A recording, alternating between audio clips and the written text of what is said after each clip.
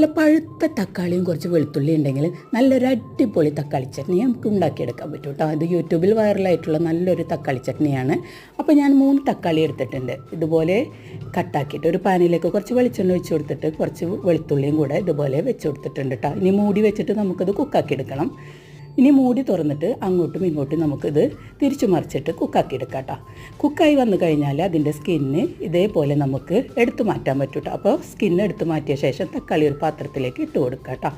ഇനി അതിലേക്ക് ഒരു മീഡിയം സൈസ് സവാള, 2 നല്ല എരിവുള്ള പച്ചമുളകാണ് കേട്ടോ ഞാൻ എടുത്തിട്ടുള്ളത്. പിന്നെ കുറച്ച് മല്ലിയിലയും കൂടെ ചേർത്തിട്ട് നന്നായിട്ട് ഒരു ഗ്ലാസിൻ്റെ ബാക്ക് ഭാഗം കൊണ്ടോ മറ്റോ ഇത് നന്നായിട്ട് ഉടച്ചെടുക്കുക കേട്ടോ. നന്നായിട്ട് തന്നെ ഉടച്ചെടുക്കണം. ഇനി അതിലേക്ക് 1 ടീസ്പൂൺ കാശ്മീരി ചില്ലി പൗഡറും കുറച്ച് ഉപ്പും കുറച്ച് പച്ച വെളിച്ചെണ്ണയും പുളിവെള്ളം കൂടി ഒഴിച്ച് കൊടുത്തിട്ട് നന്നായിട്ട് മിക്സാക്കി എടുക്കുക കേട്ടോ.